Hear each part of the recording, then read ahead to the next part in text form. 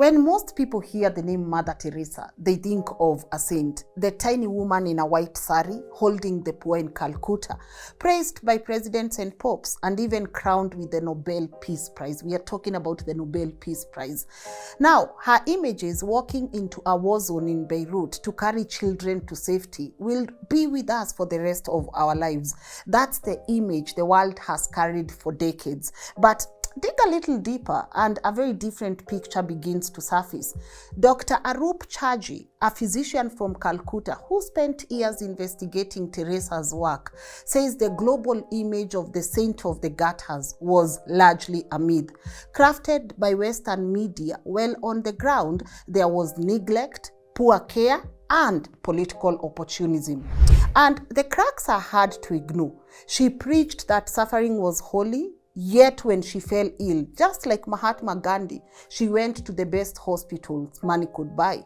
She praised Haiti's brutal Duvalier dictatorship as friends of the poor, even when their people were being robbed, beaten, and killed. She defended Charles Keating, a fraudster who stole millions from ordinary families, and vouched for Donald Maguire, a priest later exposed as a serial abuser. Inside her own homes, patients were laying on mats without painkillers, while reports suggested tens of millions of dollars were stacked quietly in Vatican bank accounts. And in her private letters that we will get into, we find not a woman filled with light, but one who, for 50 years, felt only silence and emptiness from God. So, who was Mother Teresa really? A saint who carried the pain of the world, or a carefully built symbol powered by suffering, politics, and power? Today's video on Mother Teresa is one of the most requested by you guys. And in this information age, I hope we can be able to do what we are doing with this series. We learn, unlearn, and relearn. Now, to understand Mother Teresa, we first have to go back to when she was just a little girl named Agnes Gongzi Bojuz. I hope I say that right. She was born in 1910 in a small town called Skopje. Today, that is in North Macedonia. Her family was Albanian and Catholic, and they were not poor. Her father, Nicola, was a businessman and active in politics, while her mother, Drana, was known for her faith and her generosity. People said her home was the kind of place where a beggar could knock and still be fed, even if it meant stretching the family's own food. But when Agnes was only 8, tragedy struck. Her father came from a political meeting in Belgrade. He collapsed and died. Now, some people said it was natural illness. Others whispered he had been poisoned by rivals who wanted him silenced. Her own brother Lazar believed until the end that their father was murdered. No one ever proved it, but the suspicion stayed in the family like a ghost. Now, from that day, Agnes' world shifted. Her mother was left to raise 3 children on her own with nothing but prayer, discipline, and charity. She taught her kids that faith meant action. If someone needed help, you helped. So Agnes grew up in a house shaped by 2 things: the grief of losing her father, definitely, and the example of a mother who believed love was shown through service. Agnes was only 12 when something started to stir inside her. She would sit in church in Skopje, listening to missionaries talk about a faraway land called Bengal. They described streets overflowing with people and children who went hungry. There were also families who almost had nothing. Now, for most kids, those would have been just stories, but for Agnes, they lit a spark. Now, later in life, she said this was her first calling, what she described as her awakening. At 12, she already believed God was asking her to leave everything behind and serve in India. Now, when she turned 18, the relentless inside her could not be ignored anymore. For years, she had felt that whisper pulling her toward India, and now she was ready to act on it. She told her family she wanted to join the Sisters of Loreto. This was an Irish group of nuns who trained in Dublin and then sent their members as missionaries all the way to Bengal. But why Bengal? Because we are mentioning about it, or we are talking about it a lot now. At that time, Bengal was one of the most talked about places in the Catholic world. it was part of the British India, and it was a land of extremes. Now, on one side, you had grand colonial mansions, wide avenues, and the clubs of British elite. On the other side, you had villages where people barely survived and whole families slept on mats or even outside in the open. Calcutta, the capital, was nicknamed the City of Palaces for its grand architecture, but also the City of the Dying because so many people perished in its overcrowded streets. Now, when you go back to Europe, missionary magazines and sermons made it sound even starker, like they always do. Starving children with swollen bellies, mothers begging on the roadside, slums so tightly packed that people had no privacy, no comfort, no hope. Now, to many people in the West, Bengal looked like both a tragedy that demanded action and an opportunity for the church to expand its influence. The Catholic Church saw Bengal as a key mission field. Now, for centuries, it had wanted to strengthen its foothold in India, especially in the East, where British rule was very strong. The Loreto sisters made their mission through education. They ran school for girls and built a Catholic presence in places where Christians were only a tiny minority. I know even today we see St. Teresa's girls, St. Teresa's this and this, and we will get to that. Now, sending young nuns to Bengal meant more classrooms, more converts, and even a bigger Catholic voice in a land that seemed wide open for missionary work. Now, for young Agnes, listening to these stories in her small Balkan church, India became more than just a faraway land. It became a picture in her mind, a place of endless suffering, but also a place where she could give her whole life. And so, the dream that began when she was 12 finally took the first real step. Now you might be wondering, where are we getting all these informations? According to Vatican accounts, later cited in her sainthood process, the news broke her mother's heart. Drana had already lost her husband. Drana is the mother. She had already lost her husband years ago. And now her youngest daughter was saying she was leaving too. And not for a visit, but forever. She's leaving forever. India was oceans away, a place the family had never seen. And in those days, leaving meant you might definitely never come back. When the day finally arrived, her mother could not take it. She shut herself in her room for 24 hours, refusing to face the goodbye. Only when she came out did she gather the strength to give Agnes one last blessing. She held her daughter's hand and said, "Put your hand in the hand of Jesus and never look back." Now, those words became part of Mother Teresa's story, repeated again and again by people who knew her, and later recorded in the official sainthood records. Here you have places like Vatican Radio, and also one of her close confidant, Collogical, who also wrote about Mother Teresa, and I think it was named "Come Be My Light." Now, it was both a mother's farewell and a command that would follow Agnes for the rest of her life. Now, Agnes obeyed. She boarded a train out of Skopje, left behind her mother and her sister, her whole world, everything, and went first to Dublin, where she trained in English, and then from there she sailed to India.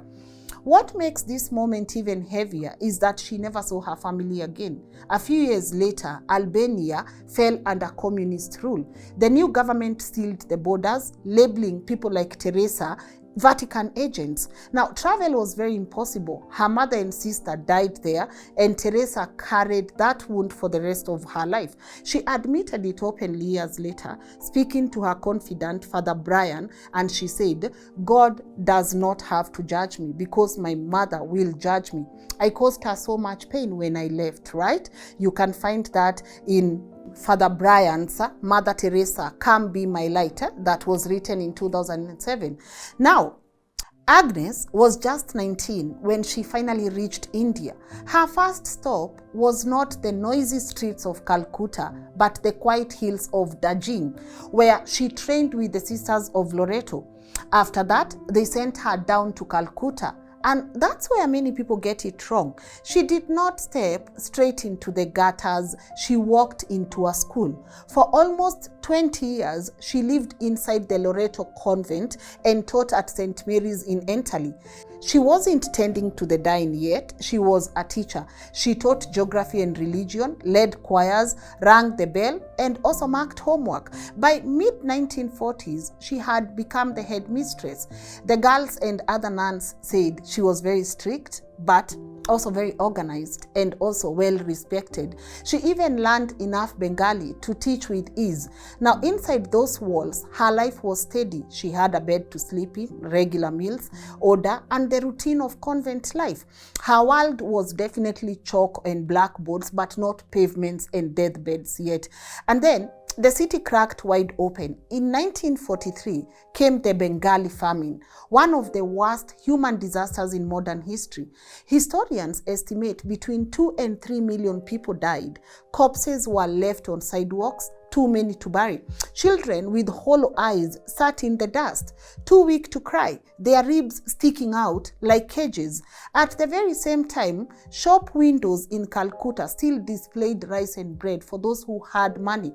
Hunger was not caused by lack of food, but by politics and wartime hoarding, and the poor paid the price with their lives. Now, just 3 years later, in 1946, came Direct Action Day. Now, what began as a political protest quickly spiraled into days of communal violence between Hindus and Muslims. Thousands were hacked down in the streets, tens of thousands more wounded, homes and shops torched until whole neighborhoods were left in ashes. This city was soaked in blood. And then came the partition, the division of India and Pakistan. Trains rolled into Calcutta packed with refugees who had fled their homes overnight. Sometimes the trains carried not the living but also the dead who were massacred on the journey. The city overflowed. Families had nothing but clothes on their back and they would set camp on sidewalks. Pavements became bedrooms. This was the world outside her classroom windows. I can imagine her staring and seeing what is definitely happening outside. Inside, obviously, she is a headmistress of a tidy convent school, teaching geography, marking homework, leading choirs. But outside Calcutta, she can be able to see people who are starving, burning, and even bleeding. That contrast, the chalkboards and on the other side famine, riots and refugee trains on the other, is what eventually pushed her to step out of classroom and never look back. All right? Are we good so far? So you can see where the call is coming from. She left the convent gates behind, walked out in her new sari with blue stripes, the clothes of the poor, and stepped into the streets of Calcutta with nothing but her faith and a few coins in her pockets. Now, Father Brian would also say this in the same Come Be My Light, Mother Teresa, that was written in 2007. In 1946, something happened that Teresa later described as the turning point of her life.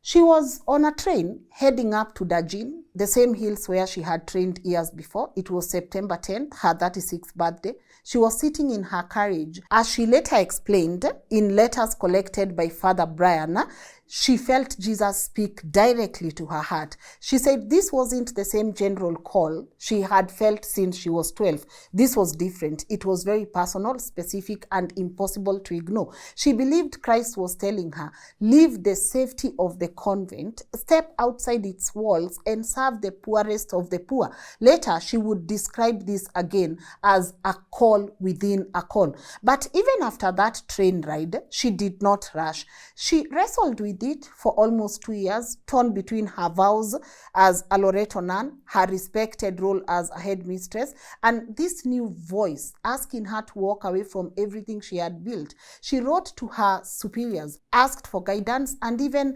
appealed to Rome. Only in 1948, After her request was approved, did she finally take the step, trading her black Loreto habit for a simple white sari with blue stripes, as we said, and walking out of the convent gates in the streets of Calcutta? For almost 20 years, that convent had been her world, a bed to sleep in, meals on time, classrooms, routine, safety. But now she was stepping into Calcutta with none of that behind her. She later admitted she did not know where she would sleep at night or what she would eat. She had no savings, no house, no plan. For the first time in her life, she was completely alone, just like the people she wanted to serve. Those first days were definitely hard. She had no place to call home until a Catholic family later offered her a small room on the creek lane. Until then, she relied on scraps of foods and whatever kindness people showed her. It was very raw, uncertain, and absolutely frightening. But it was also the beginning of the life she had been called to, stripped of everything, stepping into the very streets where the poorest lived. And it was on those same streets that she started small. The first thing she did was gather children. She had no classroom, no chalkboard, no notebooks. She sat them down on the ground, picked up a stick, and began tracing letters in the dust. The children copied her shapes beside her. That was her first school, the street with dust for paper and the sky for a roof. Now, she also began caring for the sick. She had done some basic training with the medical mission sisters, but she had no medicines, no real supplies. She washed wounds with water, bandaged with whatever scrap she could find, and sat with people who had been left to die. One of the first places she went was a slum called Moti, where the poverty and sickness shocked even her. Now, but very quickly, she realized she could not keep doing it alone. Some of her former students from St. Mary's and later a few local women began following her. They saw her teaching children in the slums, washing the sick, sitting with the dying, and they really wanted to help. At first, they were just volunteers, women in ordinary clothes, but slowly they became her companion in this new work. Now, by 1950, what had begun as one woman in the streets was given formal recognition by the Vatican. And that did not just happen overnight. To form a new order or a new missionary, you have to go through the Archbishop first. In her case, it was the Archbishop Ferdinand of Calcutta. At the start, he was not sure. After all, Teresa had no building, no money, no resources. All you have is just a vision. But he had seen her in the lanes and slums, lifting people who had been left to die, teaching children in the dust. And he began to believe this was not just enthusiasm, it was real. So he sent her request all the way to Rome. The Vatican looked at her proposal. The question was simple. Was this something new? Was this a need the church wasn't already meeting? Teresa's answer was yes. Her sisters would wear the sari of the poor instead of the black Loreto habit or the black Loreto dress. They would live in the same streets as the people they served, and alongside the traditional vows of poverty, chastity, and obedience, they would take a fourth vow, a lifelong promise to serve the poorest of the poor. That was the piece that convinced Rome.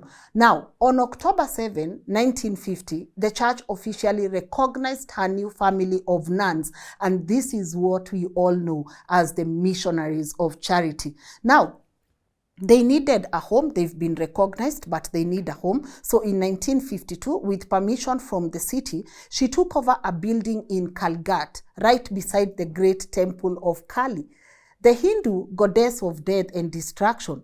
The building had once been part of the temple complex, used as a shelter for pilgrims. Now, the city, seeing so many people dying in the streets, handed it over to Teresa. Take it and do whatever it is that you want to do with this thing.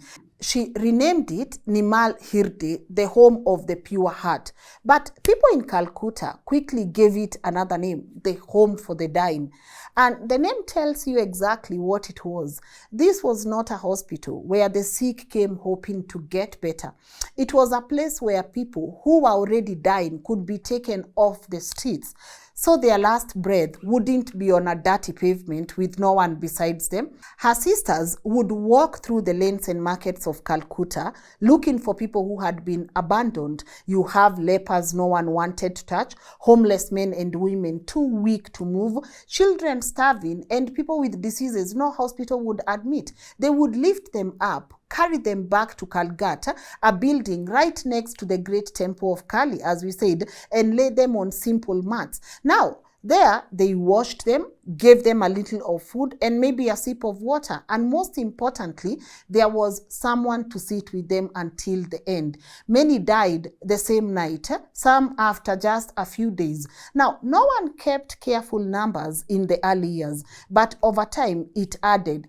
Even cautious estimates say tens of thousands of people died in that building. Some researchers believe that since 1952, more than 100,000 people may have taken their last breath there. For supporters, that number shows how needed it was. Without her home, those people would have definitely died alone in the gutter. For critics, it raises another question. If so many still died, was it truly a place of healing or just a waiting room for death?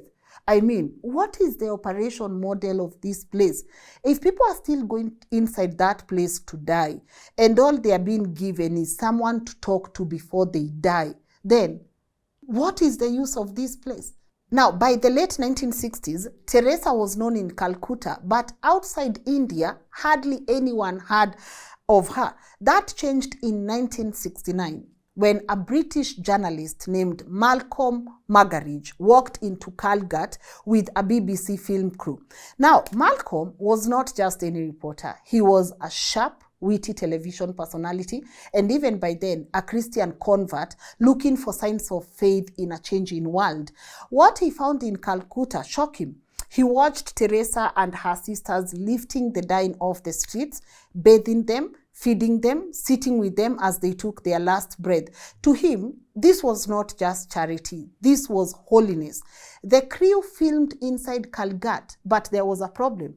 The word was so dark that normal cameras could not have been able to capture much.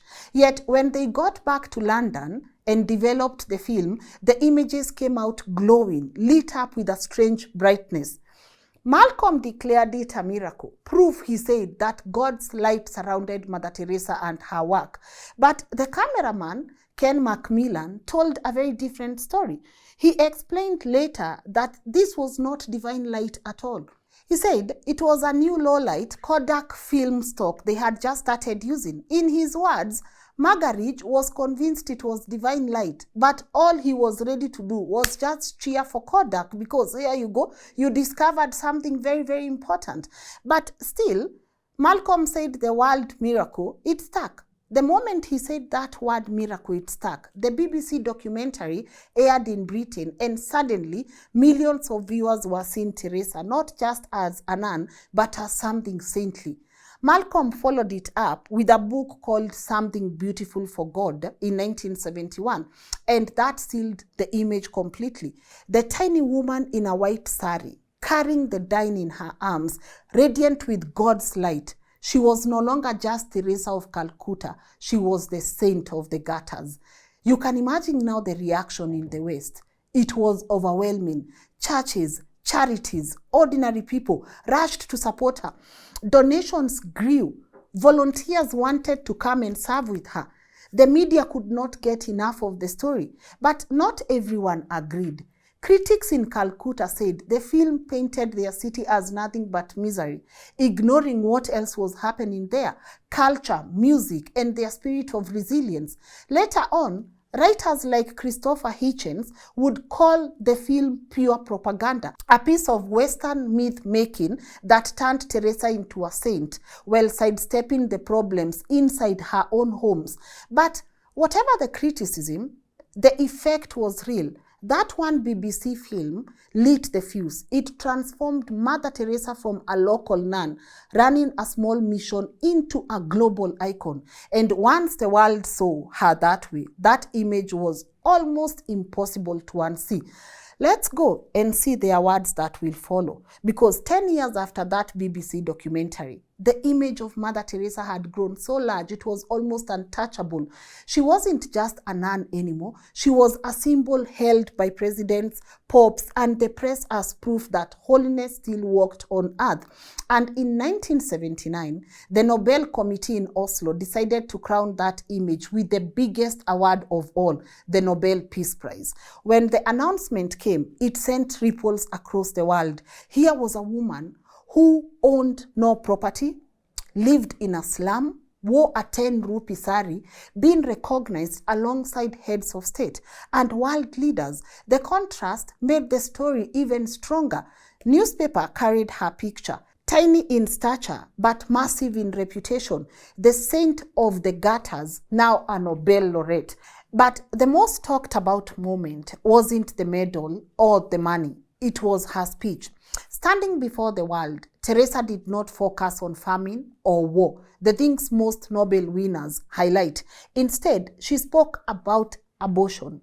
She called it the greatest destroyer of peace, greater than even hunger or war. For many in the audience, this was weird. They had expected her to talk about poverty in Calcutta, about the dying in the streets, about the work that had made her famous. Instead, she made a moral and political statement that echoed the Vatican's line more than the cries of the poor. Now, we are about to go deeper into where things start, things start to crack a little bit. But until there, even before the Nobel Peace and her speech on abortion, you look at her and you see an incredible person. I'll give her that. You see someone who has been inspired even by her own mother, Drana. You see someone who is taking care of the poor, someone who knows, okay, I don't know where I'm going. I don't know what tomorrow holds, but there's this strong calling inside me that I need to go outside these convent walls.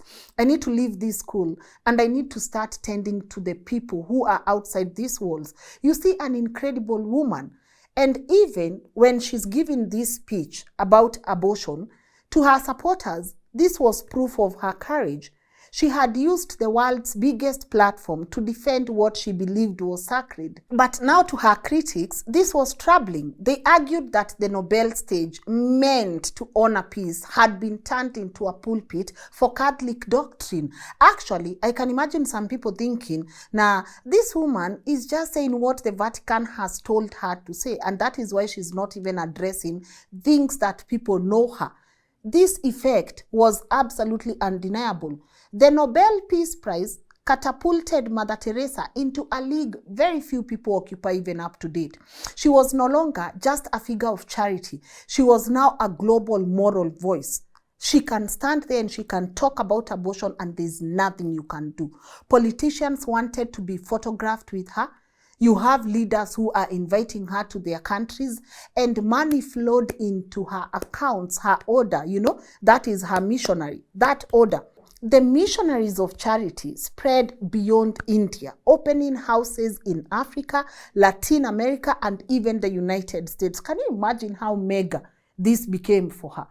But behind the applause, questions started lingering. Was this recognition about her actual work? The care, the medicine, the home, caring about the poor, or was this about the myth that had been carefully built around her since that BBC documentary? And why, when given the world's microphone, had she chosen not to speak of the suffering in Calcutta, but of abortion in the West? You get the contrast? Those questions would follow her long after Oslo. But in that moment in 1979, the Nobel Peace Prize locked in her image. The saint of the gutters had become, in the eyes of millions, a saint of the world. And the media carried her image everywhere. But with that spotlight came moments when her image was also borrowed, not by the poor she served, but by the powerful who needed her blessing. In 1981, Mother Teresa traveled to Haiti. At that time, Haiti was under the rule of John Claude Duvalier, known as Baby Doc. If you are watching this from Haiti, then you know the story of Baby Doc. He had inherited power from his own father, Papa Doc, who had built a dynasty of fear. Now, this guy, Baby Doc, was very young, only in his late 20s, and he ruled side by side with his glamorous wife, Michelle Bennett Duvalier. This woman loved fashion, designer clothes, and even cameras, you know. She would definitely pose for these cameras. And this couple projected the image of a modern royal couple. But outside the palace gates, Haiti was suffering. The country was one of the poorest in the Western Hemisphere. Billions in international aid had flown into government accounts, yet the money never reached the people. It was siphoned off by the Duvaliers and their circle. At the same time, the family's private militia, guys, it was so bad that this family had a private militia. It was known as the Tonton Makut, spread fear in the streets, beating, torturing, and killing those who dared to resist. Human rights reports called the regime one of the most brutal in the region. Haitians lived in poverty and terror, while the palace shone with luxury. Now, this was the world Mother Teresa walked into when she arrived in Port-au-Prince. Cameras flashed as she entered the National Palace. And then came the moment that would echo for decades. Standing next to Michelle Duvalier, Teresa smiled and said, "I have never seen the poor people being so familiar with their head of state." She even said that was a beautiful lesson for her. Now, to ordinary Haitians, the words were shocking. How could she, the woman known as the saint of the gutters, say the poor were close to rulers who had stolen from them, beaten them, kept them in fear, and even killed them? But you see now, to Duvaliers, this was a gift from heaven, a miracle. State television played the clip over and over and over. Here was the most famous nun in the world, fresh from her Nobel Peace Prize, blessing their rule on camera. Soon after, these people even went ahead and they honored Mother Teresa by pinning Haiti's Legion of Honor. This was the country's highest award on her sari. That image was very complete even for the media. Dictator and saint side by side. Hey, before we go any further, Mother Teresa, you walked to Haiti? Did your team not tell you that this might not look good for you? You represent the poor. These people are killing the poor. Why are you in Haiti, Mother Teresa? Who sent you? Who is sending you to places you should not even be? But let's see why Teresa was important to Haiti. Because in a Catholic country like Haiti, religion is power. Most Haitians were very deeply religious. If Mother Teresa praised the First Lady, it sent a powerful message. If even Teresa approves of us, who are you to resist? It gave the Duvaliers moral cover, what critics would later call image laundering. But how did Teresa respond?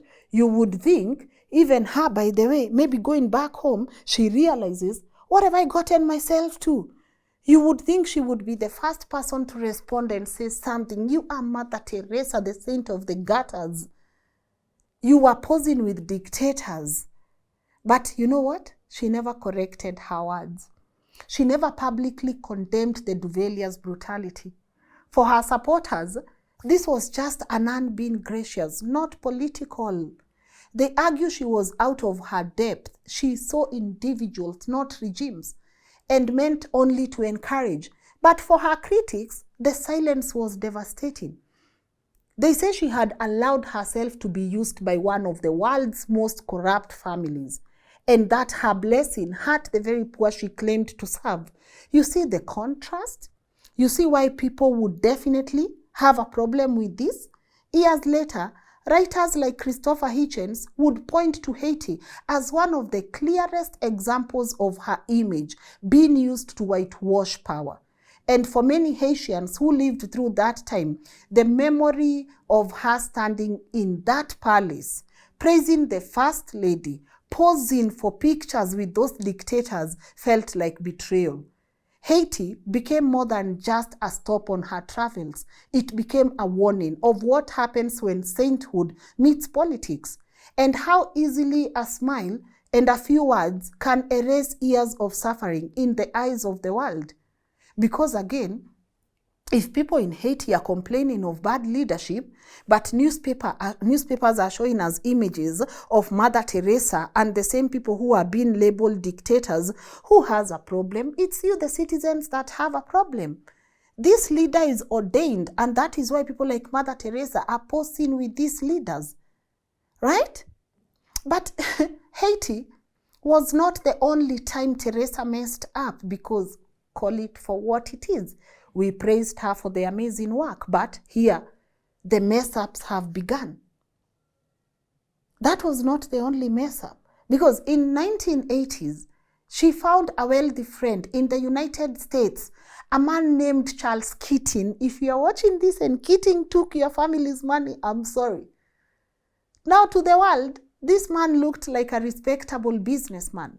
He was a committed Catholic, active in charity, and a powerful figure in LA.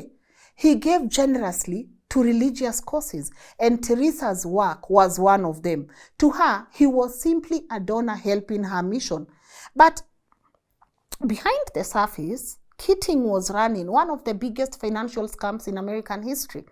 He controlled a saving and loan company, and through it, he gambled recklessly with other people's money. Thousands of people who had retired and small families trusted him with their life savings. When the scandal collapsed, people lost everything. It actually became known as the Keating 5 scandal in American politics, because 5 US senators were accused of protecting him in exchange for donations. Keating himself went to trial, accused of fraud on a massive scale. But in the middle of this storm, Teresa's name surfaced. At Keating's sentencing in the early 1990s, the judge received over 100 letters from friends, politicians, and community leaders asking for leniency. Hey, you will be shocked when you find out among those letters was one from Mother Teresa. In it, she wrote gently, almost like a prayer. She said she did not know anything about his businesses, only that Keating had been generous to God's poor. She asked the court to do what Jesus would do, pardon this man. When the letter became public, it raised eyebrows.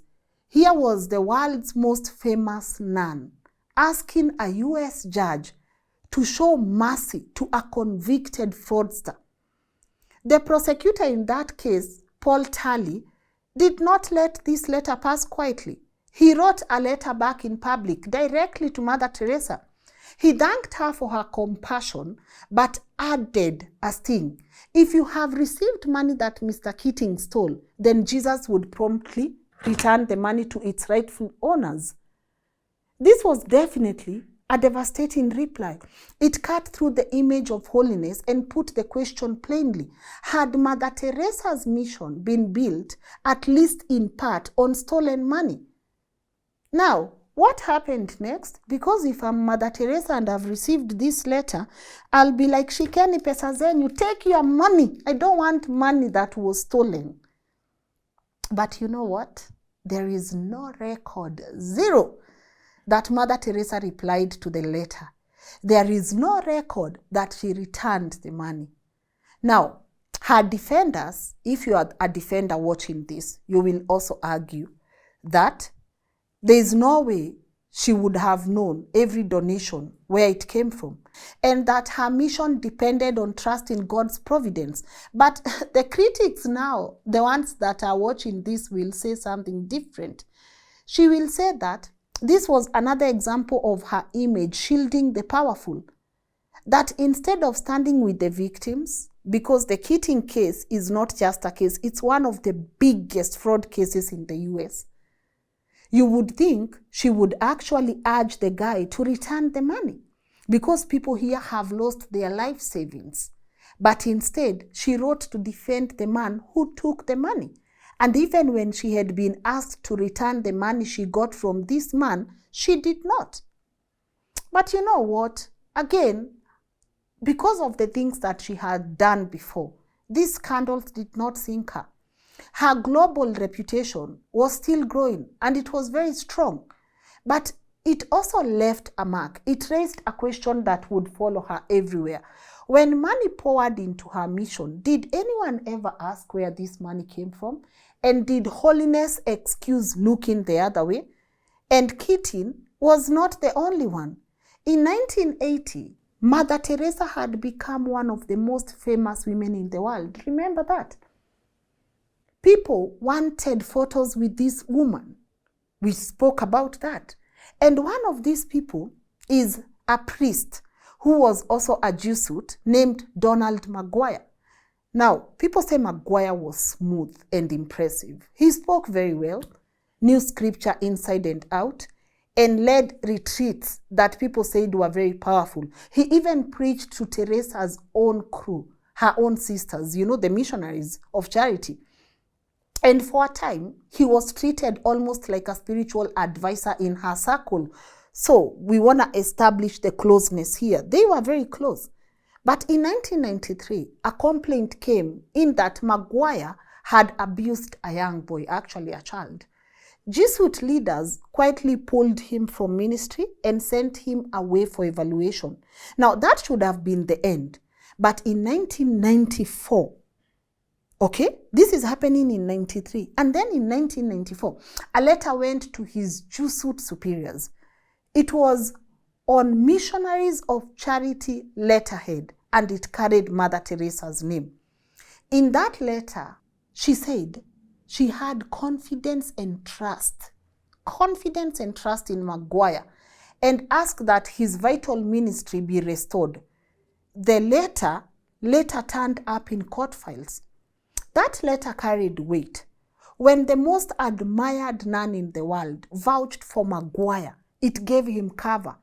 And not long after, he was back in ministry. But this guy went back on ministry, and he went on to abuse again and again. Years later, he was tried in court, found guilty of sexually abusing minors, and sentenced to prison, where he eventually died. Teresa, come on. Why are you defending these people? These are abusers. I mean, I even had to filter what Maguire did just to make sure this is safe for you to listen to. But Teresa, what are you doing? Now, to the defenders that are watching this, they will label this a tragic mistake. They will say she was deceived by a clever man who knew how to win trust. They will argue that her nature was always to forgive, always to believe the best in people. But to the critics, this was more than a mistake. It showed a dangerous blindness, giving her trust to a predator and putting her own sisters, her own missionaries, and young people at risk. And that's what makes the Maguire story so haunting. It was not just that she was fooled by a bad man. It's that her trust, her name, and her silence helped him keep hurting others even after they had already uncovered the truth about this man. I mean, I'm thinking, given this is Mother Teresa, if you're getting a letter from Mother Teresa, it's like now getting a letter from a very prominent person. You will want to consider, because this is the Mother Teresa. And this Maguire case remains one of the darkest trains on her legacy. Teresa, I don't know what you did there. Because stories like Maguire will show the danger of her trust. But then again, another controversy comes in. And this is inside her own houses. The one that majority of you are familiar with, not from dictators or donors, but from the people who had rolled up their sleeves and worked alongside her sisters. These were the volunteers. Some were medical students, others were nurses, and a few were just young people from Europe or America who had seen her on TV and felt called to serve. They came to Calcutta, they are expecting to find miracles of care. But what they found was something they did not expect. These people spoke of rooms lined with thin mats where the sick and dying lay side by side. Syringes and needles were rinsed quickly and used again on patients after patients. Painkillers were almost never given, even to those crying out in agony. Wounds were sometimes cleaned with nothing more than cold water. Now, for the sisters, this was normal, but for the volunteers, this was very shocking. And these are facts only, because one of those voices was Susan Shields, a woman who had once worn the same sari and taken the same vows as Teresa. She later left the order, but she wrote that donations poured in every single day, yet little or no effect. They had little or no effect on the lives of the poor. Inside the homes, nothing. And then you have another person by the name Dr. Jack Prager, a British physician who worked with the Calcutta's poorest for decades. He said bluntly, her way of treating people was horrendous. There was no real medical care. Pain relief was also not provided. And this was not just whispers. In 1991, Robin Fox, editor of the Lancet Medical Journal, visited one of the houses and published his findings. He admitted there was beauty in the sisters' compassion. There is beauty in what you are doing, Mother Teresa. But he also did not hold back. The lack of basic pain relief, he wrote, was shocking. When the editor of one of the world's most respected medical journals says these words, that's not gossip, that's a red flag and that's a fact. Because again, the money is coming in. We are talking about the 90s. The Nobel was in 1979. Donations had flooded in. Checks were arriving from presidents, celebrities, church groups, even princesses such as Princess Diana. So where is the money, Teresa? Where is the money?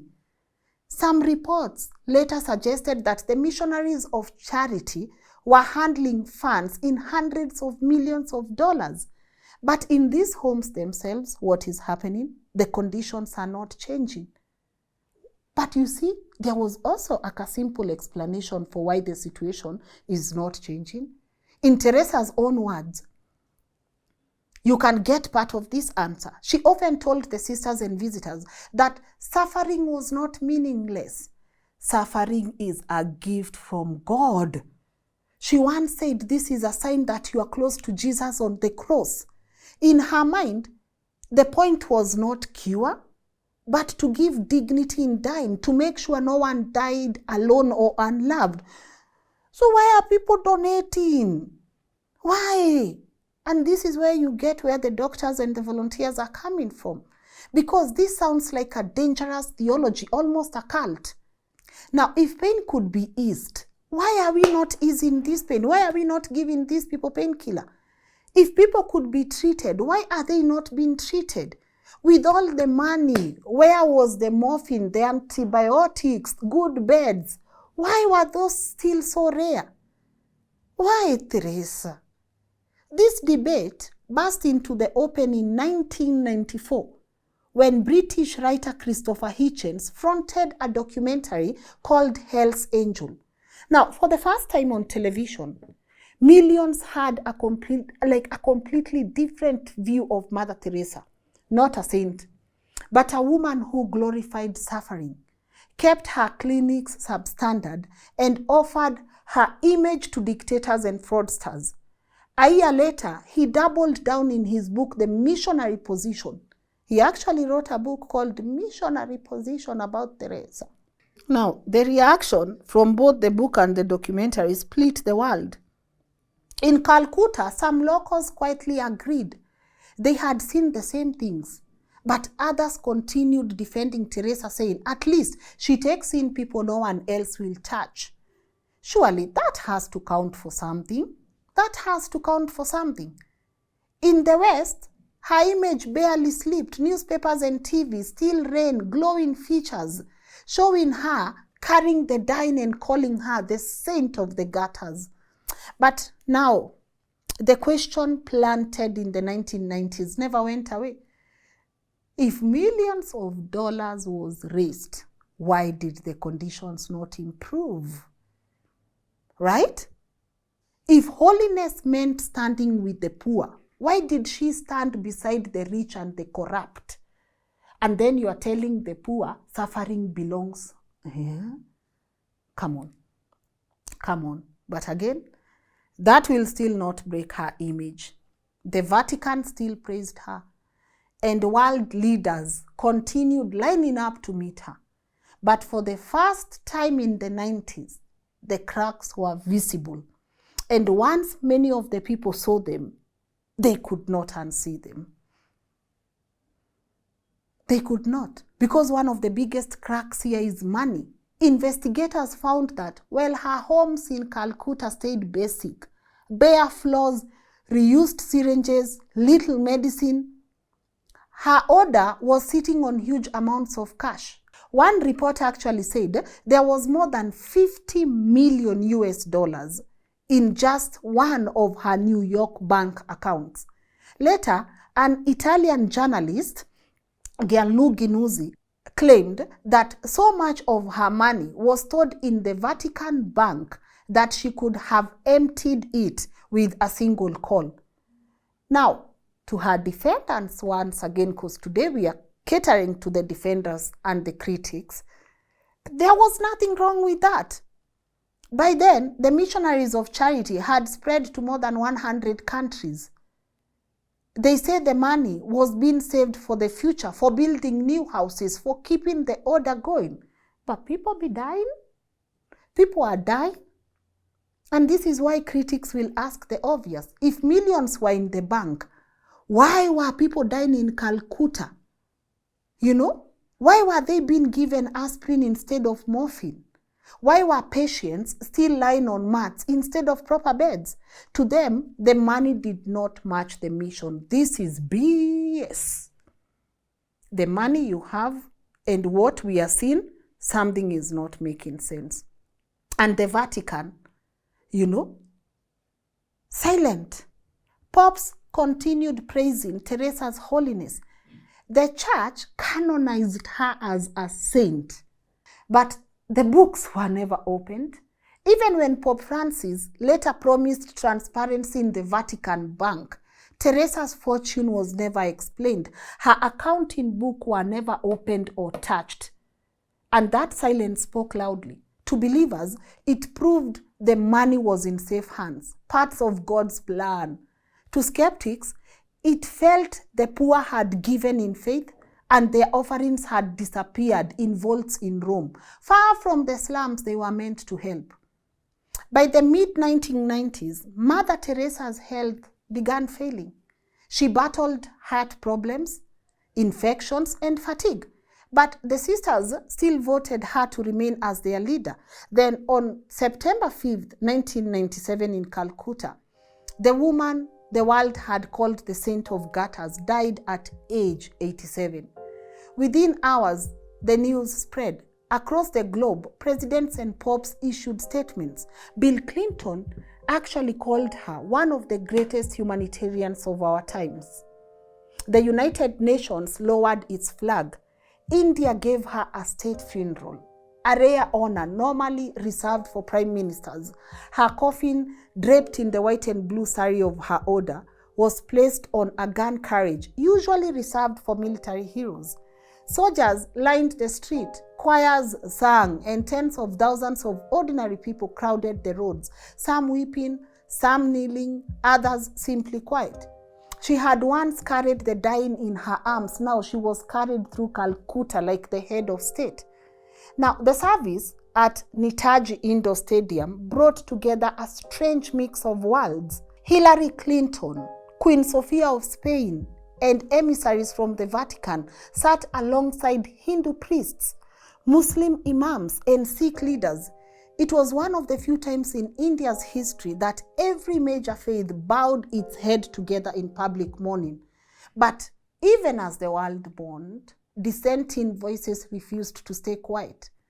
The loudest came back, Christopher Hitchens.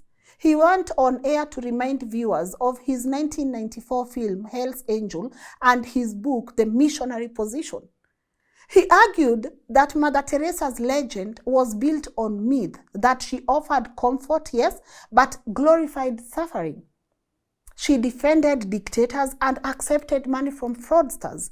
While millions watched her funeral in reverence, Hitchens insisted the church and the media had created a saintly image that masked a far darker reality. And while the streets wept, the Vatican moved quickly. Normally, the church waits 5 years before even opening a sainthood case. But with Mother Teresa, Pope John Paul II threw out that rule. By 1999, the process had begun. In just 4 years, this woman was beatified. To make it official, Rome needed proof of miracles, because then you're not going to call someone a saint without a miracle. And the first came from India, where a woman named Monica Besra said a medal with Teresa's picture cured a stomach tumor in 1998, exactly 1 year after Teresa's death. Now, the Vatican declared it a miracle, but her own doctors said it was a tubercular cyst healed by medicine. And even her husband told reporters it was the pills, not a miracle. Mayo. Still, Rome accepted it. In 2003, John Paul II declared her Blessed Teresa of Calcutta. The second case came from Brazil in 2008, where a man named Marcelo Andrino, dying from brain abscesses, suddenly recovered after prayers to Teresa. He went on to live a normal life and even had children. Doctors could not explain it in this case, and in 2015, Pope Francis approved it as her second miracle. By 2016, less than 20 years after her death, she was officially Saint Teresa of Calcutta. And this was one of the fastest canonization in modern Catholic history. To her admirers, this was only confirming what the world already knew. But to her critics, it showed how the church rushed to canonize its brightest modern symbol, even leaning on cures that many doctors still dispute. For them, sainthood was less about miracles from heaven and more about protecting an image the Vatican could not afford to lose. And yet, just as the Vatican was raising her image higher, another story broke that made the world, shock. The world was shocked. The world paused. 10 years after her death, in 2007, the church itself published a collection of her private letters, gathered during the sainthood process, in a book called Come Be My Light. What those letters revealed stunned people. Behind the smile, behind the folded hands that the world had come to know, Mother Teresa had been writing of darkness for nearly 50 years. In letter after letter to her confessors, she spoke of praying and hearing nothing back. The place of God in my soul is blank, she wrote in another. I call, I cling, I want, and there is no one to answer. She described it as loneliness, even torture that had haunted her almost from the day she stepped into the slums of Calcutta. This wasn't a passing doubt. It lasted decades. Outwardly, she told millions to trust God through suffering. Inwardly, she confessed to feeling abandoned by the very God she preached. The world did not know what to make of it. Believers said it was proof of her holiness, that she kept loving and serving even when she felt nothing from heaven. But critics argued the church had cleverly shifted the focus away from the money, politics, and poor medical care and recast her as a relatable saint who doubted like everyone else. Some people even call these letters fake. The Vatican called it dark night of the soul, using the old mystics, phrases for deep spiritual trial. But for many ordinary people, the letters raised difficult questions, because if, according to Mother Teresa, she's saying she felt no God for 50 years, what does that mean for everyone who had been told she was the greatest witness of faith? When the book Come Be My Light was published in 2007, the reactions came fast. Time magazine ran a cover story calling her a saint who doubted, highlighting passages where she wrote, "The place of God in my soul is blank." and I call, I cling, I want, and there is no one to answer. Some Catholics were deeply moved.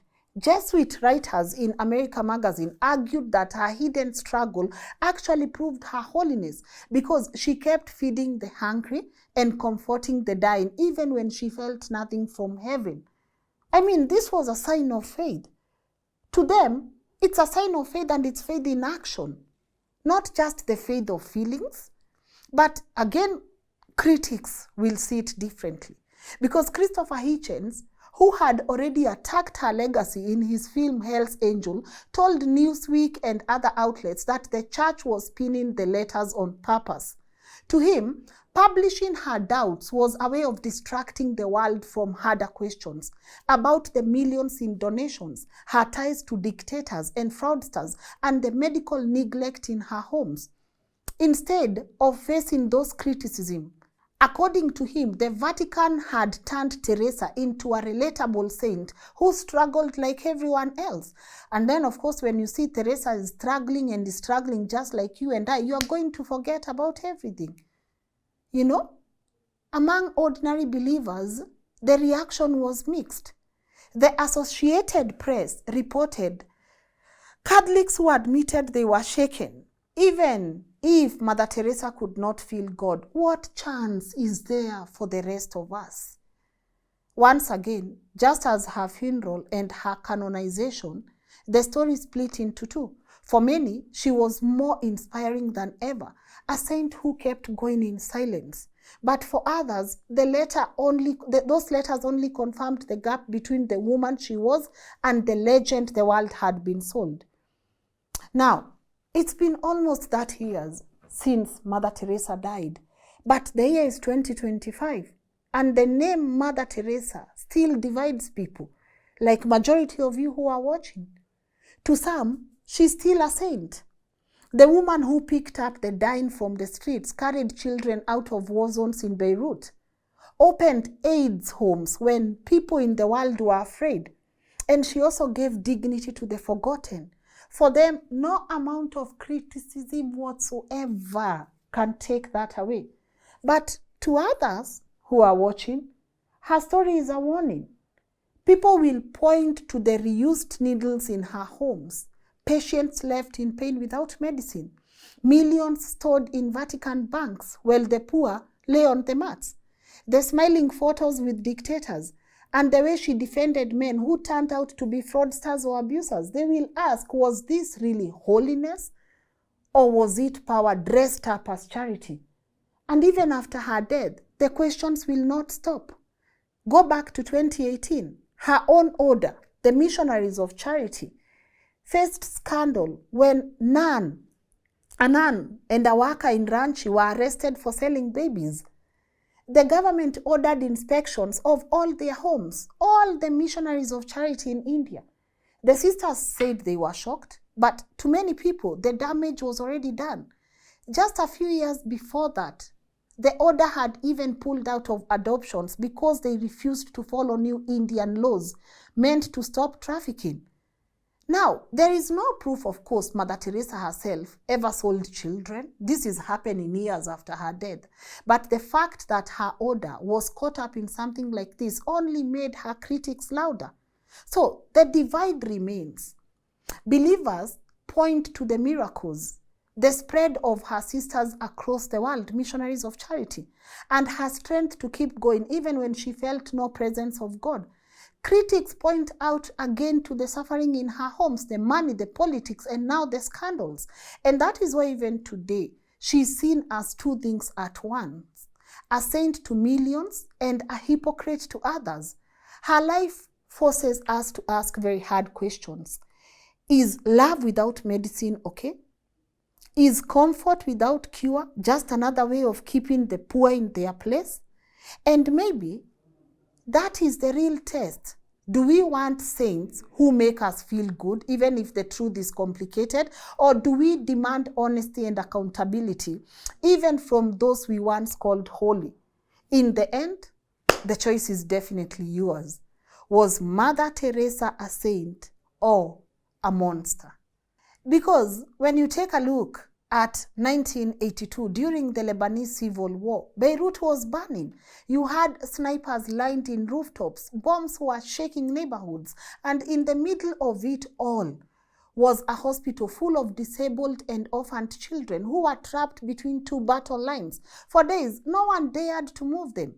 Then, after tense negotiations, the Red Cross arranged a fragile ceasefire.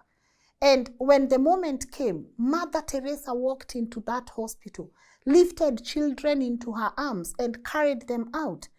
The headlines told the world that she had rescued the children of Beirut. But again, the critics will say the diplomats who brokered the truce, the Red Cross workers who risked their lives alongside her, faded into the background. The story, the credit, the miracle, it all stuck to her. But again, some people will ask, Teresa, when it came to your own health, your choices took a different story. In 1989, when she collapsed and was flown to one of the best hospitals in the world where doctors fitted her with a pacemaker. Later, she was being treated in top clinics in Rome and the United States. People will be like, to the poor, you preached that suffering was beautiful. But to yourself, you chose the best care modern medicine could give. And then you go deeper. There are accusations of conversion. Volunteers and critics said that in her home again, people were quietly being baptized, some without their knowledge or consent.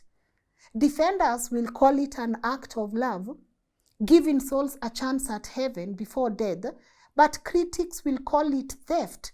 You are stealing people's last moments, their last identities in the name of faith. So this is definitely a paradox we are left with.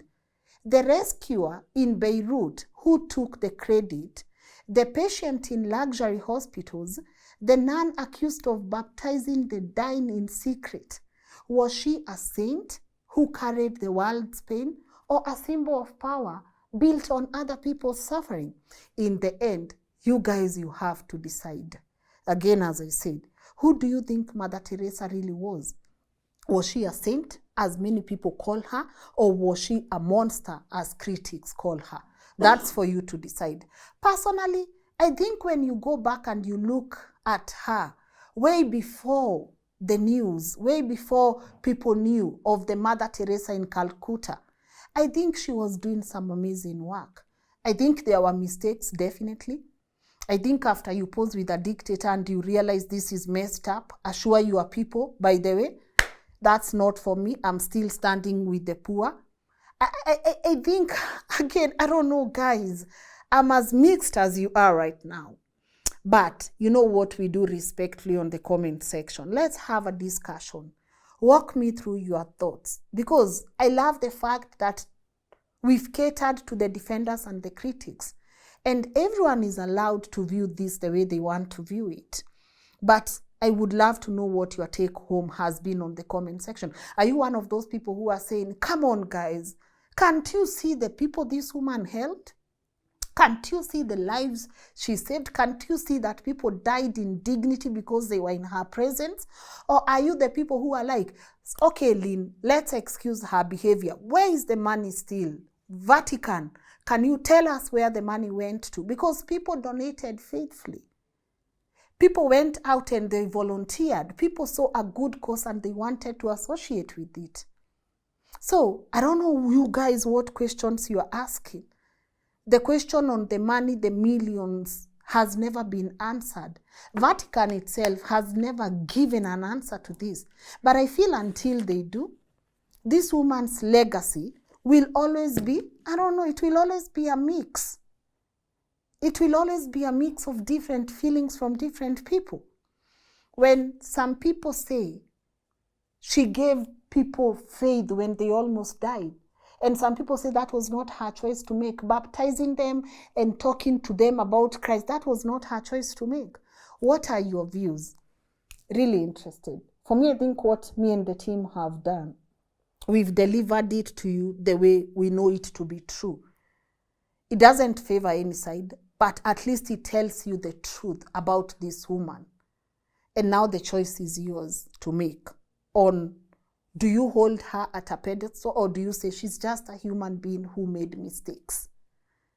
I would love to hear that. Do you think the Vatican used her? Do you think they saw an opportunity of a woman people loved and they decided from here henceforth we are going to use you as our source of funds? So many mixed reactions around Mother Teresa's story.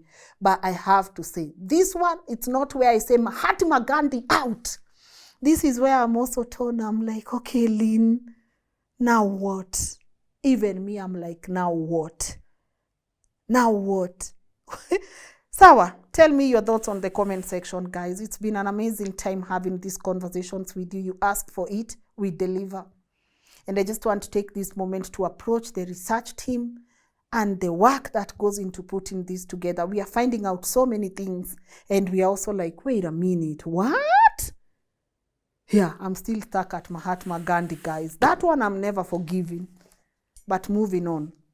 Thank you, Team LNN, for always coming through. Thank you for subscribing.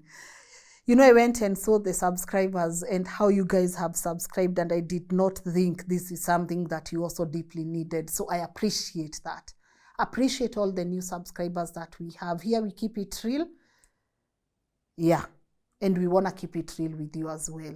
We also appreciate the people who are hitting our super thanks, the button right there, and sending us some goodies. We really appreciate you guys. I see you sending us some dollars because producing this work is not easy, and I really do appreciate. I wanted to name a few, but I don't know if they would want to be anonymous.